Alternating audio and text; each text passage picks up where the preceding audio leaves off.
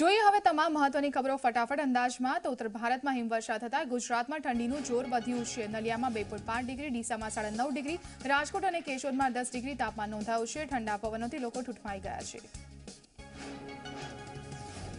મુખ્યમંત્રી રૂપાણી ભાવનગરમાં બુધેલ પાણી પુરવઠા યોજનાનું ખાતમુહૂર્ત કરશે। 612 ગામના 43 લાખ લોકોને પીવાનું પાણી મળશે। યોજના પાછળ 376 કરોડથી વધુ રૂપિયાનો ખર્ચ થશે।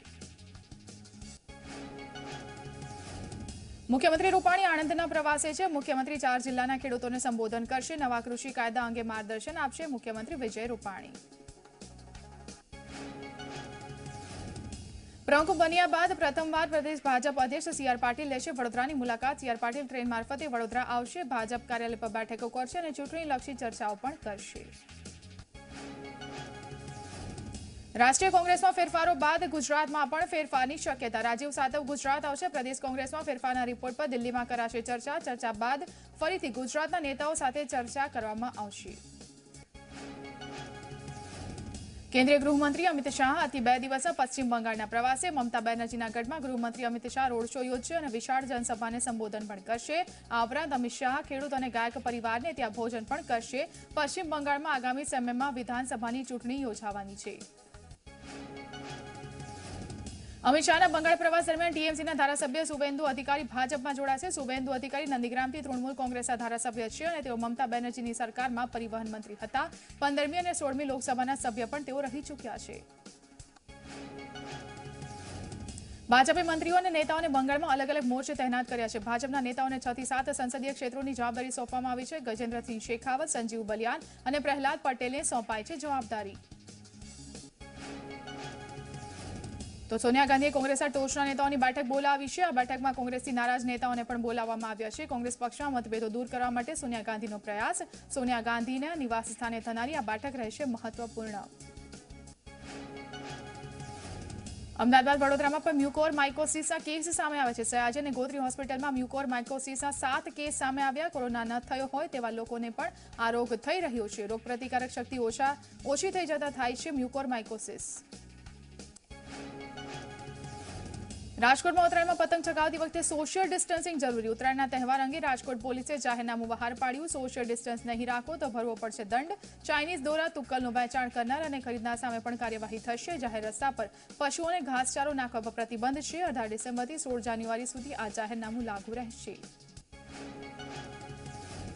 રાજકોટ પોલીસના જાહેરનામામાં ઉલ્લેખ છે કે ખૂબ જ મોટા અવાજ સાથે લાઉડસ્પીકર વગાડી શકાશે નહીં। લોકોની લાગણી દુભાય તેવા લખાણવાળી પતંગ નહીં ઉડાવી શકાય। હાથમાં મોટા ઝંડા લઈને જાહેર માર્ગ પર પતંગ પકડવા પર પ્રતિબંધ। ભયજનક ધાબા પર પતંગ ઉડાવવા પર પણ પ્રતિબંધ।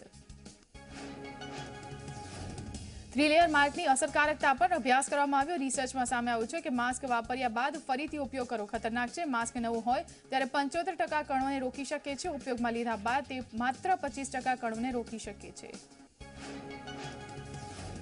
અમેરિકામાં મોડર્ના કોરોના વેક્સિનને મંજૂરી આપવામાં આવી છે। ઇમરજન્સી ઉપયોગ માટે મોડર્ના વેક્સિનને મંજૂરી અપાઈ છે। ફાઇઝર બાદ હવે મોડર્ના વેક્સિનને મંજૂરી મળી છે।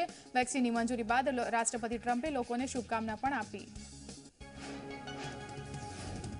અમેરિકામાં નવા ચૂંટાયેલા રાષ્ટ્રપતિ જો બાઇડન અને તેમના પત્ની 21 ડિસેમ્બરે લેશે કોરોનાની રસી। અમેરિકાના ઉપરાષ્ટ્રપતિએ કોરોનાની રસી લીધી છે। હજી સુધી ટ્રમ્પે રસી ક્યારે લેશે તેની જાણકારી નથી આપી। અલ્ટ્રાવાયોલેટ લાઇટ્સ કોવિડ-19 વાયરસને મારવા માટે સક્ષમ છે। 285 નેનોમીટર લંબાઈવાળો યુવી એલઈડી બલ્બ અડધી મિનિટ કરતાં ઓછા સમયમાં કોરોના વાયરસનો 99.99% ખાત્મો કરી શકે છે। ઇઝરાયેલના વૈજ્ઞાનિકોએ આપી માહિતી। નાઇજીરિયાના કત્સીનામાં થોડા દિવસો પહેલા આતંકીઓએ શાળાના બાળકોનું અપહરણ કર્યું હતું। આ તમામ 344 બાળકોને મુક્ત કરવામાં સરકારને સફળતા મળી છે। જોકે શાળામાં વિદેશી શિક્ષણ અપાતું હોવાની વાત કરી આતંકીઓએ બાળકોનું કર્યું હતું અપહરણ। ભારતમાં કોરોનાના કેસ 1 કરોડને પાર થયા છે। અત્યાર સુધીમાં કોરોનાથી દેશમાં 1,45,000થી વધુ દર્દીઓએ જીવ ગુમાવ્યો છે। આ સાથે અત્યાર સુધીમાં કુલ 95,49,000થી વધુ દર્દીઓ કોરોના સામે સ્વસ્થ થયા છે। વિશ્વમાં કોરોનાના કુલ કેસની સંખ્યા 7,60,00,000ને પાર થઈ છે। જેમાંથી અત્યાર સુધીમાં 16.81 લાખથી વધુ દર્દીઓના મૃત્યુ થયા છે। અત્યાર સુધીમાં 5,32,00,000થી વધુ દર્દીઓ કોરોના સામે સ્વસ્થ થયા છે। સોમાલિયાના ગલકોયામાં સ્ટેડિયમ પર આત્મઘાતી હુમલો થયો, જેમાં 15 લોકો માર્યા ગયા। આ ઘટના પર સોમાલિયાના પીએમ મોહમ્મદ હુસૈનના સ્ટેડિયમ પહોંચવાના થોડા સમય પહેલા જ બની। સુરક્ષા અધિકારીઓએ વધુમાં જણાવ્યું કે મૃત્યુ પામનાર લોકોમાં ઉચ્ચ અધિકારીઓ પણ સામેલ છે। અલ શબાબ જિહાદી સંગઠને આ હુમલાની જવાબદારી લીધી છે। અફઘાનિસ્તાનના ગજનીમાં ઓટો રિક્ષામાં બોમ્બ વિસ્ફોટ થયો। હુમલામાં 11 બાળકોના મૃત્યુ થયા, જ્યારે અન્ય 20 લોકો ઘાયલ થયા। હજુ સુધી આ હુમલાની જવાબદારી કોઈ સંગઠને નથી લીધી। પાકિસ્તાનના વિદેશ મંત્રી શાહ મહમૂદ કુરેશીએ સર્જિકલ સ્ટ્રાઇકની આશંકા વ્યક્ત કરી। તેમણે કહ્યું કે ખુફિયા એજન્સીની જાણકારી મુજબ ભારત પાકિસ્તાન પર સર્જિકલ સ્ટ્રાઇક કરશે। આંતરિક સ્થિતિને ઢાંકવા અને લોકોનું ધ્યાન બીજી જગ્યાએ વાળવા ભારત કંઈ પણ કરી શકે છે। આવું નિવેદન તેમણે દુબઈમાં એક પ્રેસ કોન્ફરન્સમાં આપ્યું। અમેરિકામાં નવા ચૂંટાયેલા રાષ્ટ્રપતિ જો બાઇડેને જળવાયુ પરિવર્તનમાં યોગ્ય કામગીરી કરવા માટે ટીમ બનાવી છે। આ ટીમ બાઇડેનની શપથવિધિ પછી પ્રથમ દિવસેથી જ જળવાયુ પરિવર્તનના વિવિધ વિષયો પર કામ કરશે। આ સાથે પેરિસ જળવાયુ સમજૂતીમાં પણ અમેરિકા સામેલ થશે।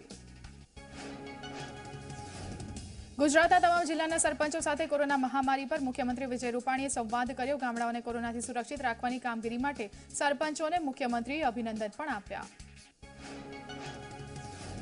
ગુજરાત ભાજપ અધ્યક્ષ સી.આર. પાટીલ દર અઠવાડિયે 2 જિલ્લાનો પ્રવાસ કરશે। વડોદરાથી પ્રવાસી શરૂઆત કરશે। સ્થાનિક સ્વરાજની ચૂંટણી પહેલા જિલ્લા અને શહેર સંગઠનના નવા હોદ્દેદારોને સી.આર. પાટીલ મળશે।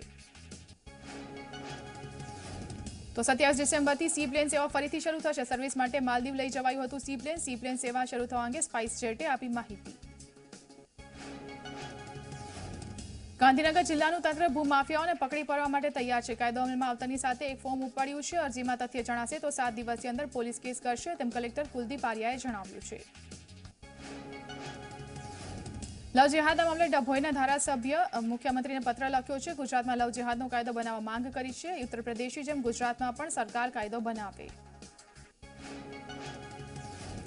ભાવનગર મનપાની ચૂંટણીને લઈને મંત્રી વિભાવરીબેનની અધ્યક્ષતામાં બેઠક થઈ। ચૂંટણી અંગેની બેઠકમાં માઇક્રો પ્લાનિંગનું આયોજન હાથ ધરાયું। મહામંત્રી અને પેજ કમિટીના સભ્યો હાજર રહ્યા। ગુજરાત હાઈકોર્ટે ડીવાયએસપી રાજદીપ નકુમને નોટિસ ફટકારી છે। ટ્રસ્ટની ઓફિસમાં ડીવાયએસપીની ગેરવર્તણૂકના મામલે અરજદારે હાઈકોર્ટમાં ફરિયાદ કરી હતી। રાજ્ય સરકારે જવાબ રજૂ કરવા માટે સમય માંગ્યો છે।